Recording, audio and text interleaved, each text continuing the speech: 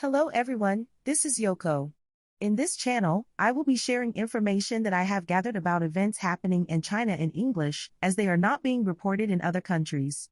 I obtain information from multiple sources, so please leave your comments and opinions about the video content. If you like it, please subscribe to the channel and support us. Today, I would like to talk about China and the Taliban. In the past, talking about the Taliban would sometimes result in the video being blocked. If the video disappears, please take it as an indication. Let's proceed with the discussion. First, I would like to talk about the Chinese constitution.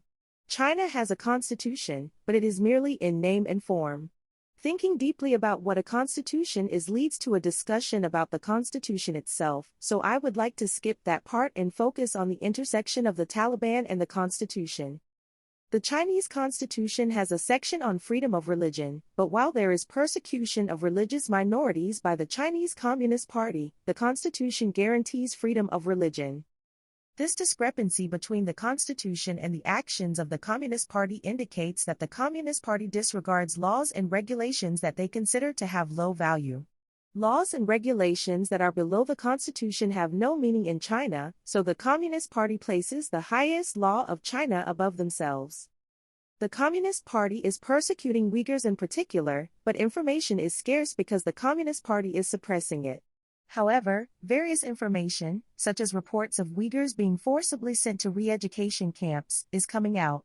Some Uyghur women have married Pakistani men and were caught by the Communist Party. They were later released, but were forced to consume pork and alcohol, which are forbidden in Islam.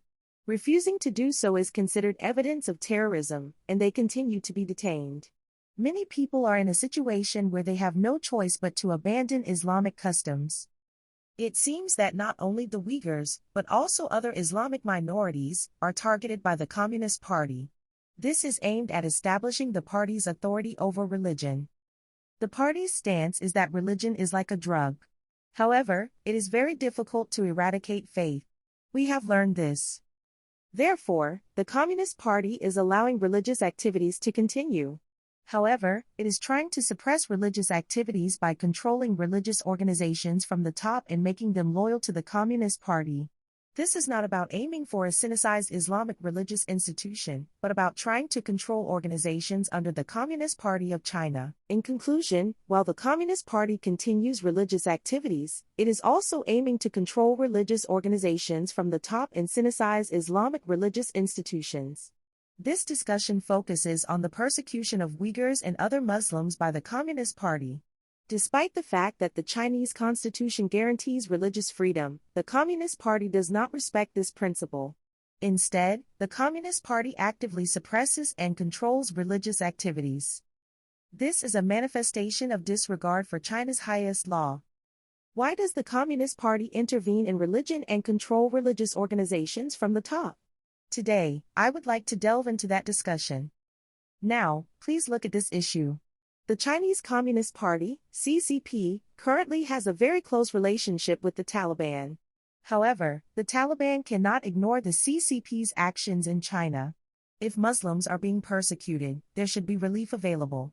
At least, from what I have seen on the internet, it seems that those who are persecuted are forming mutually beneficial relationships. However, in reality, the Taliban and the Chinese Communist Party are on good terms. In essence, the relationship between China and the Taliban has been very close for a long time. I have previously investigated whether both the Taliban and the Uyghurs are Sunni Muslims. At that time, I investigated and found that both the Taliban and the Uyghurs are Sunni Muslims. Therefore, it is strange that the Chinese Communist Party, which is persecuting Sunni Uyghurs, and the Taliban are on good terms. However, the top officials of religious organizations are not actually interested in religious dialogue.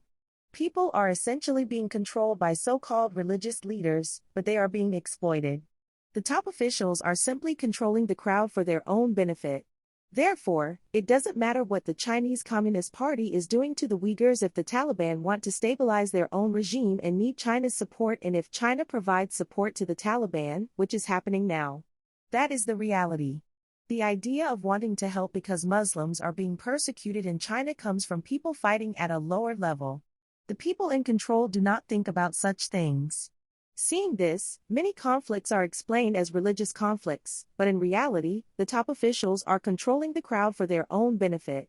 For this reason, I say that the situation of Hamas is also similar. Hamas leaders are not just living well in another country. Currently, Palestine is deteriorating due to Israeli retaliation. However, Hamas leaders know that this result will be obtained if they attack Israel. So they do it. I think this is very sinful. Furthermore, when Israel is criticized for overdoing it against Hamas, there may be Palestinian people who have nothing to do with it who die.